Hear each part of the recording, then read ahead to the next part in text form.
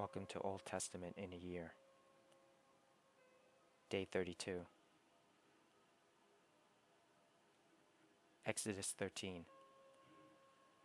Then the Lord said to Moses, "Dedicate to me every firstborn among the Israelites. The first offspring to be born, of both humans and animals, belongs to me."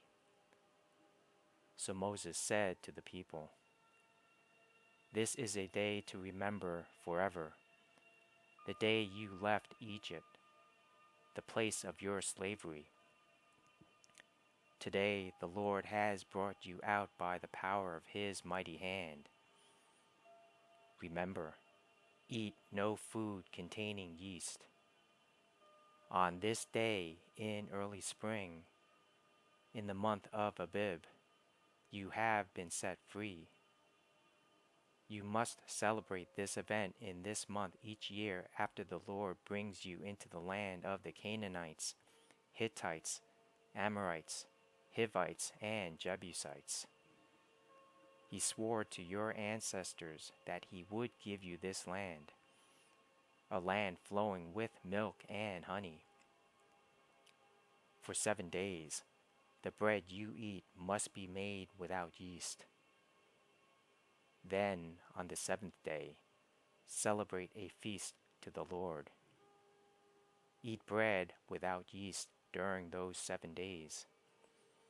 In fact, there must be no yeast bread or any yeast at all found within the borders of your land during this time. On the 7th day, you must explain to your children, "I am celebrating what the Lord did for me when I left Egypt." This annual festival will be a visible sign to you, like a mark branded on your hand or your forehead. Let it remind you always to recite this teaching of the Lord. With a strong hand, the Lord rescued you from Egypt. So observe the decree of this festival at the appointed time each year. This is what you must do when the Lord fulfills the promise he swore to you and to your ancestors. When he gives you the land where the Canaanites now live, you must present all firstborn sons and firstborn male animals to the Lord, for they belong to him. A firstborn donkey may be bought back from the Lord by presenting a lamb or young goat in its place. But if you do not buy it back, you must break its neck. However, you must buy back every firstborn son. And in the future, your children will ask you, "What does all this mean?"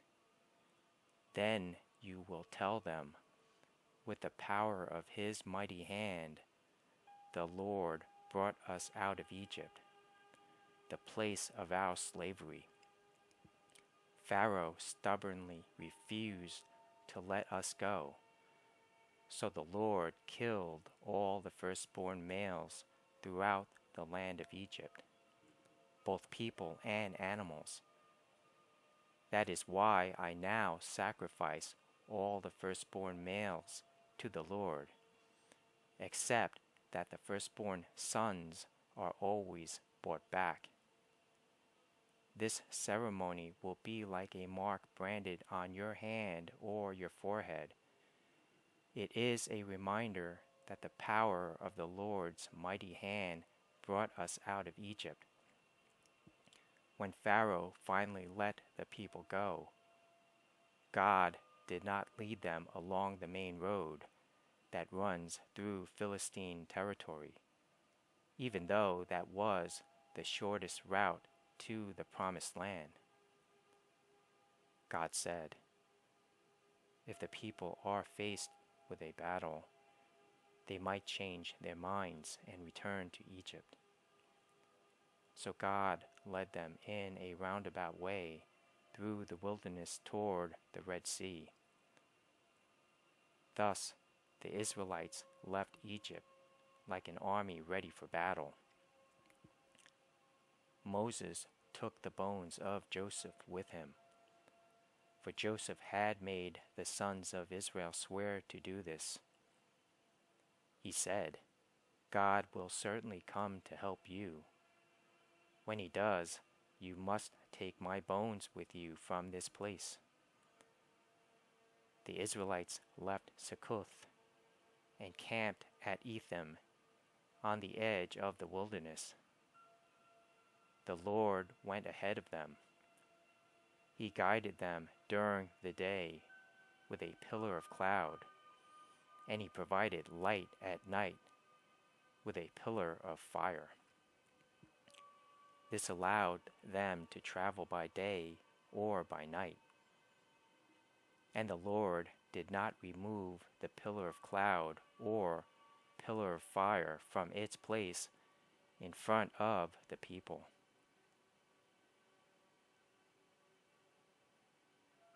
Exodus 14.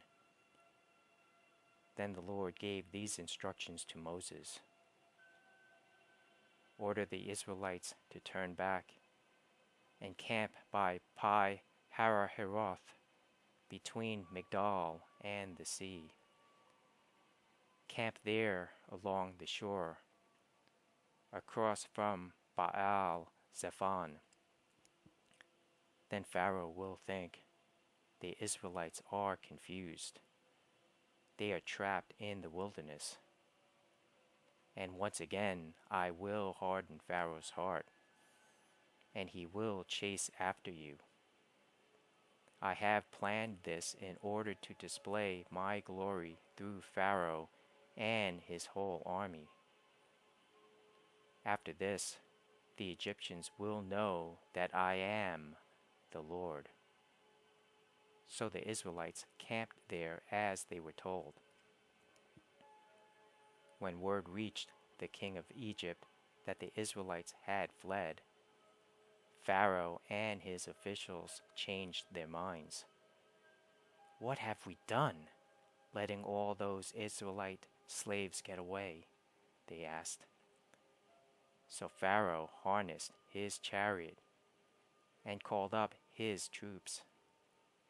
He took with him 600 of Egypt's best chariots, along with the rest of the chariots of Egypt, each with its commander. The Lord hardened the heart of Pharaoh, the king of Egypt. So he chased after the people of Israel, who had left with fists raised in defiance. The Egyptians chased after them with all the forces in Pharaoh's army, all his horses and chariots, his charioteers, and his troops. The Egyptians caught up with the people of Israel as they were camped beside the shore near Pi Hahiroth, across from Baal Zephon. As Pharaoh approached, the people of Israel looked up and panicked when they saw the Egyptians overtaking them. They cried out to the Lord, and they said to Moses, "Why did you bring us out here to die in the wilderness? Weren't there enough graves for us in Egypt? What have you done to us? Why did you make us leave Egypt? Didn't we tell you this would happen while we were still in Egypt? We said, 'Leave us alone. Let us be slaves to the Egyptians. It's better to be a slave in Egypt than a corpse in the wilderness.' But Moses told the people, 'Don't be afraid. Just stand still and watch the Lord rescue you today. The Egyptians you see today will never be seen again. The Lord himself will fight for you. Just stay calm.' Then the Lord said to Moses, 'Why are you crying out to me? Tell the people to get moving. Pick up your staff and raise your hand over the sea. Divide the water so the Israelites can walk through the middle of the sea on dry ground. And I will harden the hearts of the Egyptians, and they will charge in after the Israelites. My great glory will be displayed through Pharaoh and his troops, his chariots, and his charioteers. When my glory is displayed through them, all Egypt will see my glory and know that I am the Lord. Then the angel of God, who had been leading the people of Israel, moved to the rear of the camp.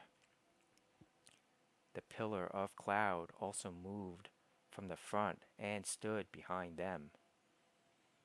The cloud settled between the Egyptian and Israelite camps.